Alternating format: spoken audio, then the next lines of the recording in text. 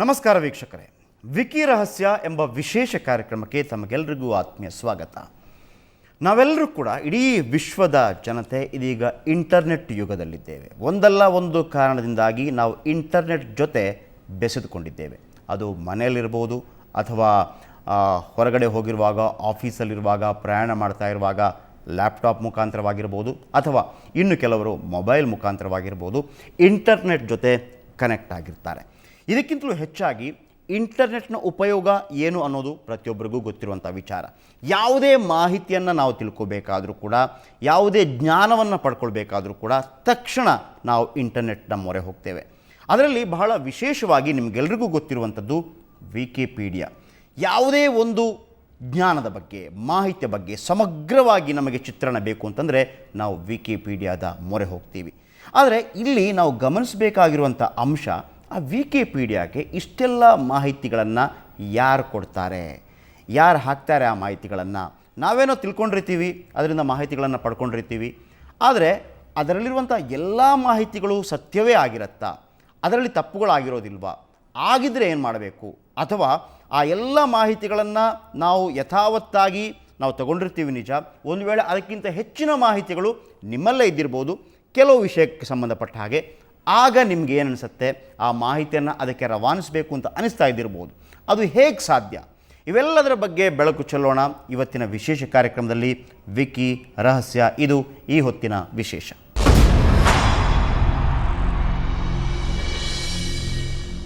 ಪ್ರಿವೀಕ್ಷಕರೇ, wiki ರಹಸ್ಯದ ಬಗ್ಗೆ ಮಾತಾಡೋದಕ್ಕೆ ನನ್ನ ಜೊತೆ ಇವತ್ತು ಇಬ್ಬರು ಪ್ರಮುಖ ಅತಿಥಿಗಳಿದ್ದಾರೆ. ಮೊದಲಿಗೆ ಡಾಕ್ಟರ್ UB ಪವನಚ, ಇವರು ಪ್ರೋಗ್ರಾಮ್ ಆಫೀಸರ್ ಭಾರತೀಯ ಭಾಷೆಗಳು, the Centre for Internet and Society, Kannada Wikipedia ಸಂಪಾದಕರು.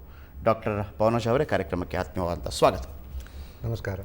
ಹಾಗೆಯೇ MG ಹರೀಶ್ ಅವರಿದ್ದಾರೆ, ಇವರು ಇಂಜಿನಿಯರ್, ವಿಕಿಪೀಡಿಯಾ ನಿರ್ವಾಹಕರು ಕೂಡ. ಹರೀಶ್ ಅವರೇ, ಕಾರ್ಯಕ್ರಮಕ್ಕೆ ಆತ್ಮೀಯವಾದ ಸ್ವಾಗತ. ನಮಸ್ಕಾರ. ಈ ಇಬ್ಬರು ಮಹನೀಯರು ಈ ವಿಕಿಪೀಡಿಯಾ ಬಗೆಗಿನ ಸಾಕಷ್ಟು ಮಾಹಿತಿಗಳನ್ನು ನಮಗೆ ಇವತ್ತು ನೀಡ್ತಾರೆ. ವಿಶೇಷವಾಗಿ ಬೇರೆ ಬೇರೆ ಭಾಷೆಗಳಲ್ಲಿ, ವಿಶ್ವದ ಬೇರೆ ಬೇರೆ ಭಾಷೆಗಳಲ್ಲಿ, ಕನ್ನಡದಲ್ಲಿ, ಭಾರತೀಯ ಭಾಷೆಗಳಲ್ಲಿ, ಅಥವಾ ಇನ್ನು ನಿಮ್ಮ ಮಾತೃಭಾಷೆಗಳ ಬಗ್ಗೆ, ನಿಮ್ಮ ಮಾತೃಭಾಷೆಗಳಲ್ಲಿರುವಂಥ ಕೆಲವು ಮಾಹಿತಿಗಳನ್ನು ಅದನ್ನು ಹೇಗೆ ವಿಕಿಪೀಡಿಯಾಗೆ ಅಪ್ಲೋಡ್ ಮಾಡ್ಬೋದು, ನೀವು ಕೂಡ ಅದರ ಒಂದು ಭಾಗ ಹೇಗಾಗ್ಬೋದು, ಕೇವಲ ಮಾಹಿತಿ ಪಡೆಯೋದರಲ್ಲಿ ಮಾತ್ರವಲ್ಲ, ಮಾಹಿತಿ ನೀಡೋದರಲ್ಲಿ ಕೂಡ ನೀವು ಹೇಗೆ ಅದರ ಒಂದು ಭಾಗವಾಗ್ಬೋದು, ಇವೆಲ್ಲದರ ಬಗ್ಗೆ ಈ ಇರುವರು ಕೂಡ ನಮಗೆ ಸಾಕಷ್ಟು ಮಾಹಿತಿಯನ್ನು ಕೊಡ್ತಾರೆ. ಅದಕ್ಕಿಂತ ಮೊದಲಿಗೆ ಒಂದು ರಿಪೋರ್ಟ್ ನೋಡೋಣ. ಈ ವಿಕಿಪೀಡಿಯಾ ಅನ್ನೋದು ಯಾವ ರೀತಿ ಕಾರ್ಯನಿರ್ವಹಿಸುತ್ತೆ, ಆ ಮಾಹಿತಿಗಳು ನಮಗೆ ಎಲ್ಲಿಂದ ಬರುತ್ತೆ, ಎಷ್ಟೆಲ್ಲ ವಿಭಾಗಗಳಿವೆ, ಎಷ್ಟೆಲ್ಲ ಭಾಷೆಗಳಲ್ಲಿ ಎಷ್ಟೆಲ್ಲ ಲೇಖನಗಳು ಅದರಲ್ಲಿದೆ, ಇವೆಲ್ಲದರ ಬಗ್ಗೆ ಈ ವರದಿಯಲ್ಲಿ ನಾವೀಗ ನೋಡೋಣ. ವಿಕಿಪೀಡಿಯಾ ಹಾಗಂದ್ರೆ ಯಾರು ಗೊತ್ತಿಲ್ಲ ಹೇಳಿ? ಇಂಟರ್ನೆಟ್ ಬಳಸುವ ಪ್ರತಿಯೊಬ್ಬರೂ ವಿಕಿಪೀಡಿಯಾ ನೋಡಿರ್ತಾರೆ. ಇದರಿಂದ ಒಂದಷ್ಟು ಮಾಹಿತಿಯನ್ನ ಹೆಕ್ಕಿ ತೆಗೆದಿರ್ತಾರೆ.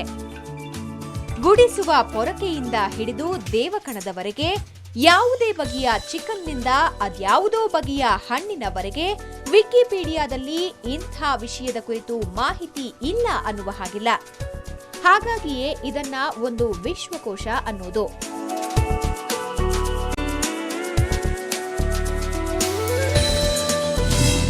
ವಿಕಿಪೀಡಿಯಾಗೆ ಮಾಹಿತಿ ಕೊಡೋರ್ಯಾರು?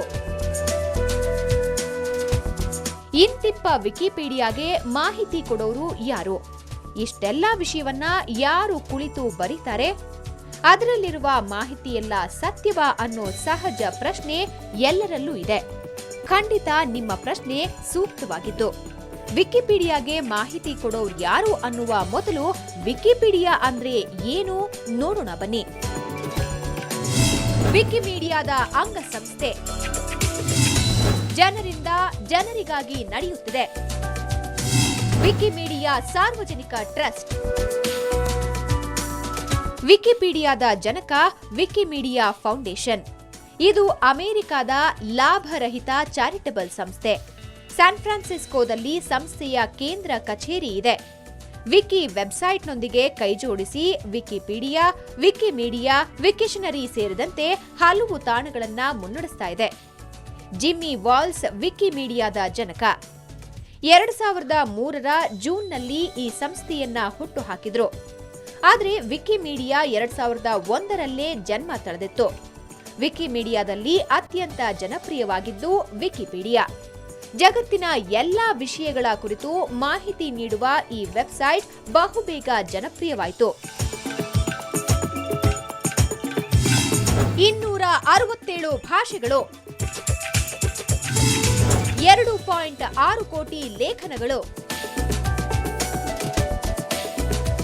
ಹೌದು, ವಿಕಿಪೀಡಿಯಾ ಇವತ್ತು 286 ಭಾಷೆಗಳಲ್ಲಿ ಅಸ್ತಿತ್ವ ಹೊಂದಿದೆ. ವಿಶ್ವದ ಎಲ್ಲಾ ಭಾಷೆಗಳಲ್ಲಿನ ಒಟ್ಟು ಪ್ರಕಟಿತ ಲೇಖನಗಳ ಸಂಖ್ಯೆ 2.6 ಕೋಟಿಗೂ ಹೆಚ್ಚಿದೆ. ಕನ್ನಡ, ತಮಿಳು, ತೆಲುಗು ಸೇರಿದಂತೆ 15ಕ್ಕೂ ಹೆಚ್ಚು ಪ್ರಮುಖ ಭಾರತೀಯ ಭಾಷೆಗಳಲ್ಲಿ ವಿಕಿಪೀಡಿಯಾ ಇದೆ. 2.75 ಕೋಟಿ ಭಾರತೀಯರು ಪ್ರತಿ ತಿಂಗಳು ವಿಕಿಪೀಡಿಯಾ ವೀಕ್ಷಿಸುತ್ತಾರೆ. ಭಾರತೀಯ ಭಾಷೆಗಳಲ್ಲಿ 2.56 ಲಕ್ಷ ಲೇಖನಗಳು ಪ್ರಕಟಗೊಂಡಿವೆ. ನೀವು ಸಂಪಾದಕರಾಗಬಹುದು. ನಿಮಗೆ ಗೊತ್ತಿರುವ ವಿಷಯ ಹಂಚಿಕೊಳ್ಳಬಹುದು. ಮೊದಲೇ ಹೇಳಿದ ಹಾಗೆ ವಿಕಿಪೀಡಿಯಾ ಜನರಿಂದ ಜನರಿಗಾಗಿ ನಡೆಯುತ್ತಿರುವ ಅಂತರ್ಜಾಲ ತಾಣ. ಇಲ್ಲಿನ ಮಾಹಿತಿಯನ್ನ ಯಾರು ಕೊಡ್ತಾರೆ ಅನ್ನೋದಕ್ಕೆ ಉತ್ತರ ಇಲ್ಲಿದೆ. ಇಲ್ಲಿ ಪ್ರತಿಯೊಬ್ಬನೂ ಸಂಪಾದಕನಾಗಬಹುದು. ನಿಮಗೆ ಒಂದು ವಿಚಾರದಲ್ಲಿ ಪರಿಣತಿ ಇದ್ದರೆ ಅದನ್ನ ವಿಕಿಪೀಡಿಯಾಗೆ ಸೇರಿಸಬಹುದು. ಸದ್ಯಕ್ಕೆ ಭಾರತೀಯ ಭಾಷೆಯಲ್ಲಿ 5,000ಕ್ಕೂ ಅಧಿಕ ಸಂಪಾದಕರಿದ್ದಾರೆ. ಹಾಗಾದ್ರೆ ವಿಕಿಪೀಡಿಯಾದಲ್ಲಿ ಸಂಪಾದಕರಾಗೋದು ಹೇಗೆ? ಇದರಿಂದ ನಮಗೇನು ಲಾಭ ಅನ್ನುವ ಪ್ರಶ್ನೆಗಳು ನಿಮ್ಮಲ್ಲಿ ಕಾಡ್ತಾ ಇದೆಯಾ? ಅದಕ್ಕೆ ಉತ್ತರವೇ ನಮ್ಮ ಈ ಚರ್ಚೆ. ಓಕೆ, ವಿಕಿಪೀಡಿಯಾ ಬಗೆಗಿನ ಒಂದು ಪರಿಕಲ್ಪನೆ ಈ ವರದಿಯನ್ನು ನೋಡಿದಾಗ ನಿಮಗೆ ಸಿಕ್ಕಿರಬಹುದು. ಯಾಕಂತಂದರೆ ನೀವು ಪ್ರತಿ ದಿವಸ ಇದನ್ನು ಬಳಸ್ತಾನೆ ಇರ್ತೀರಿ. ಇನ್ನೂ ಹೆಚ್ಚಿನ ಮಾಹಿತಿಯನ್ನು ನಾವು ಪಡೀಲಿಕ್ಕಿದ್ದೇವೆ. ಜೊತೆಗೆ ನಮ್ಮ ಮುಖ್ಯ ಉದ್ದೇಶ ಏನು ಅಂತಂದರೆ, ನಮ್ಮಲ್ಲಿ ಅನೇಕರಿದ್ದಾರೆ ಪವನಜ ಅವರೇ. ಯಾಕಂತಂದರೆ ನನ್ನ ಬಳಿ ಕೂಡ ಇದರ ಬಗ್ಗೆ ಸಾಕಷ್ಟು ಮಾಹಿತಿ ಇದೆ. ನಾನು ಈ ಮಾಹಿತಿಯನ್ನು ಮತ್ತೊಬ್ಬರಿಗೆ ಹೇಗೆ ಹೇಳಬೇಕು? ನೀವು ಒಮ್ಮೆ ಈ ಮಾಹಿತಿಯನ್ನು ಹೇಳಿದರೆ ಕೇವಲ ಒಂದು ಸಲ ಕೇಳಿಸ್ಕೊಳ್ಳೋದು ಮಾತ್ರವಲ್ಲ, ಒಂದು ಸಾವಿರಾರು ವರ್ಷಗಳ ತನಕ ಆ ಮಾಹಿತಿ ವಿಕಿಪೀಡಿಯಾದಲ್ಲೇ ಇರುತ್ತೆ. ನಂತರ ಮುಂದಿನ ತಲೆಮಾರು ಕೂಡ ಅದರಲ್ಲಿ ಏನಾದರೂ ಬದಲಾವಣೆ ಮಾಡ್ಕೊಳ್ಬೇಕು ಅಂತ ಬಯಸಿದರೆ ಅದನ್ನು ಬದಲಾವಣೆ ಮಾಡ್ತಾ ಹೋಗ್ಬೋದು. ಮೊದಲಿಗೆ ನಾವು ಪವನಜ ಅವ್ರ ಹತ್ರ ಕೇಳೋಣ.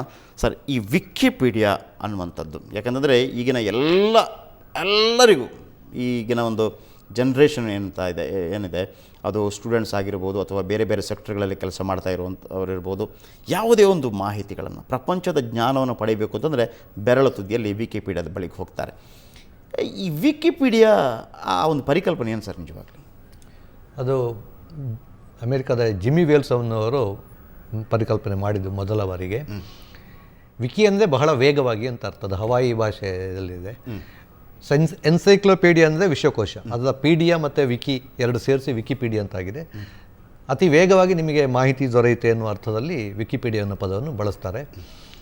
ಪ್ರಪಂಚದ 284 ಭಾಷೆಗಳಲ್ಲಿ ವಿಕಿಪೀಡಿಯಾ ಇದೆ. ಅದರಲ್ಲಿ ಭಾರತೀಯ ಭಾಷೆಗಳು ಕೂಡ ಸುಮಾರು 22 ಭಾರತೀಯ ಭಾಷೆಗಳಲ್ಲೂ ಇವೆ. ಕನ್ನಡದಲ್ಲಿ ಕೂಡ ಇದೆ. ಪ್ರಪಂಚದ ಎಲ್ಲ ಜ್ಞಾನವು ಒಟ್ಟುಗೂಡಿ ಅದು ಪ್ರತಿಯೊಬ್ಬ ವ್ಯಕ್ತಿಗೂ ಮುಕ್ತವಾಗಿ ದೊರೆಯುವಂತಿರೋ ಲೋಕವೊಂದನ್ನು ಕಲ್ಪಿಸಿಕೊಳ್ಳಿ ಎನ್ನುವ ಒಂದು ಧ್ಯೇಯ ವಾಕ್ಯದೊಂದಿಗೆ ವಿಕಿಪೀಡಿಯಾ ಎಲ್ಲ ಜ್ಞಾನಗಳು ಬೆರಳ ತುದಿಯಲ್ಲಿ ಸಿಗುವ ಹಾಗೆ. ಹೌದು. ಆದರೆ ಈಗ ಇದು ಕಾರ್ಯ ಹೇಗೆ ನಿರ್ವಹಿಸುತ್ತೆ ಸರ್? ಈಗ ಇಷ್ಟೊಂದು ಮಾಹಿತಿಗಳು ಬೇರೆ ಬೇರೆ ಬೇರೆ ಬೇರೆ ಕಡೆಗಳಿಂದ, ವಿಶ್ವದ ಮೂಲೆಗಳಿಂದ ನಮಗೆ ಒಂದು ಸೆಕೆಂಡಲ್ಲಿ ಸಿಗುತ್ತೆ ಅಲ್ವಾ? ಸೊ ಅದನ್ನು ಒಬ್ಬ ಇನ್ಸರ್ಟ್ ಮಾಡಬೇಕಲ್ಲ ಪ್ರತಿಯೊಂದನ್ನು ಕೂಡ. ಅದಕ್ಕೂ ಕೂಡ ಒಂದು ಒಳ್ಳೆ ವ್ಯವಸ್ಥೆ ಇರಬೇಕಾಗತ್ತೆ. ಸುಖ ಸುಮ್ಮನೆ ಆಗೋದಿಲ್ಲ. ಅದು ಹೇಗೆ ಕೆಲಸ ಮಾಡೋದು? ಇದು ವಿಕಿಪೀಡಿಯಾ ಅನ್ನೋದು ಜನರಿಂದ ಜನರಿಗಾಗಿ ಜನರೇ ನಡೆಸುವಂತಹ ಒಂದು ಮುಕ್ತ ವಿಶ್ವಕೋಶ, ಸ್ವತಂತ್ರ ಮುಕ್ತ ವಿಶ್ವಕೋಶ. ಅಂದರೆ ಇದಕ್ಕೆ ಯಾರೇ ಒಬ್ಬ ಯಜಮಾನ ಅಂತ ಇಲ್ಲ, ಯಾರೊಬ್ಬ ಚೀಫ್ ಎಡಿಟರ್, ಅಸಿಸ್ಟೆಂಟ್ ಎಡಿಟರ್ ಆ ಥರನೂ ಇಲ್ಲ. ಎಲ್ಲರೂ ಸಂಪಾದಕರೇ. ನೀವು ಎಲ್ಲರೂ ಸಂಪಾದಕರೇ. ನೀವು ಸಂಪಾದನೆ ಮಾಡ್ಬೋದು, ನಾವು ಮಾಡ್ಬೋದು, ಪ್ರತಿಯೊಬ್ಬರು ಮಾಡ್ಬೋದು. ಅಂದರೆ ಕೇವಲ ವಿಷಯ ತಿಳ್ಕೊಳ್ಳೋದು ಮಾತ್ರವಲ್ಲ, ನನಗೇನಾದರೂ ಮಾಹಿತಿ ಗೊತ್ತಿದ್ರೆ ನಾನು ಕೂಡ ಅದನ್ನು. ಉದಾಹರಣೆಗೆ ನೀವು ಯಾವುದೋ ಒಂದು ಒಂದು ವಿಷಯದ ಬಗ್ಗೆ ಓದ್ತೀರಿ ಅಂತ ಓದ್ಕೊಳ್ಳಿ. ಉದಾಹರಣೆಗೆ ಮೈಸೂರು ಶ್ರೀರಂಗಪಟ್ಟಣದ ಹತ್ತಿರ ಒಂದು ಕರಿಘಟ್ಟ ಅಂತ ಒಂದು ಸಣ್ಣ ಗುಡ್ಡ ಇದೆ, ಅಲ್ಲಿ ಒಂದು ದೇವಸ್ಥಾನ ಇದೆ. ನೀವು ಅದರ ಬಗ್ಗೆ ಹುಡುಕಾಡ್ತಾ ಇದ್ದಾಗ ವಿಕಿಪೀಡಿಯಲ್ಲಿ ನಿಮಗೆ ಏನೋ ಒಂದು ಸ್ವಲ್ಪ ಮಾಹಿತಿ ಸಿಕ್ತು.